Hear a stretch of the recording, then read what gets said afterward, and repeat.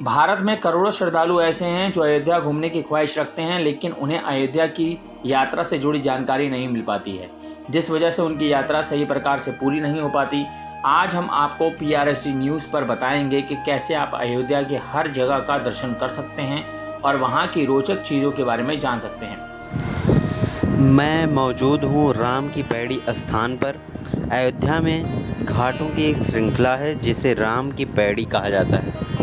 यहाँ पर लक्ष्मण जी तीर्थ यात्रा करने जा रहे थे, तो उससे पहले भगवान श्री राम ने एक लीला दिखाई और उसमें बताया कि यहाँ स्नान मात्र करने से ही जो अनजाने में पाप होते हैं उन पापों से मुक्ति मिल जाती है।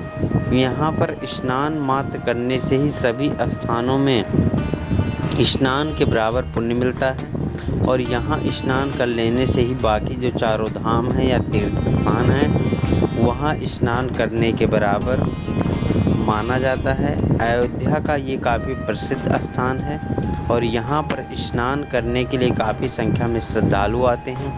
आज कोई विशेष त्यौहार या कोई वो नहीं है, वैसे ही साधारण दिन है, लेकिन काफ़ी संख्या में आज भी श्रद्धालु यहाँ स्नान करने आए। अयोध्या में 5 मुख्य मंदिर हैं: कनक भवन, दशरथ गद्दी, राम कचहरी, राम जन्मभूमि, हनुमानगढ़ी। परंपरा रही है कि अयोध्या आने वाले श्रद्धालु राम घाट पर बह रही सरयू नदी में डुबकी लगाकर ही अयोध्या के 5 मंदिरों में दर्शन करते हैं। वैसे तो अयोध्या में 11,000 मंदिर हैं और 365 घाट हैं, लेकिन इन सभी के दर्शन कर पाना तो हर किसी के लिए संभव है ही नहीं, इसलिए ये नियम ही लोकप्रिय रहा है। अयोध्या में सरयू नदी के तट पर घाटों की एक श्रृंखला है जिसे राम की पैड़ी कहते हैं। एक बार लक्ष्मण जी तीर्थाटन पर जाना चाह रहे थे, तब सरयू तट पर भगवान राम ने एक लीला दिखाई और बताया कि हर दिन सूर्योदय से पूर्व यहाँ सभी तीर्थ स्नान के लिए आते हैं।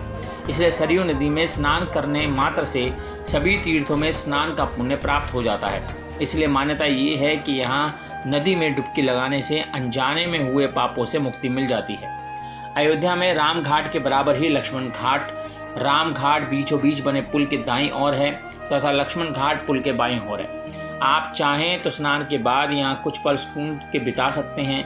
अगर आप बोटिंग का मजा लेना चाहते हैं तो आपके लिए नौकायन की सुविधा भी राम घाट और लक्ष्मण घाट पर मिल जाएगी। विशाल पतित पावनी मां सरयू के बीचों बीच जाकर उसके जल को स्पर्श करने का अलग ही मजा है।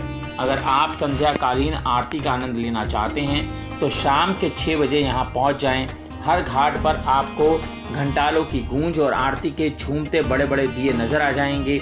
आरती के इन मनभावक वक्त का आनंद तब और बढ़ जाता है जब आप नाव की सवारी करते हुए सरयू के बीच ही उसे देखते हैं। राम की पैड़ी का अपना कई इतिहास रहा है। वर्ष 2022 में राम की पैड़ी पर 5,000 लोगों ने एक साथ योग किया था। वर्ष 2022 में ही राम की पैड़ी पर दीपोत्सव समारोह के आखिरी दिन राम की पैड़ी पर 15.76 लाख से अधिक मिट्टी के दीपक जलाकर तेल के दियों से सबसे बड़े प्रदर्शन का गिनीज वर्ल्ड रिकॉर्ड हासिल किया था।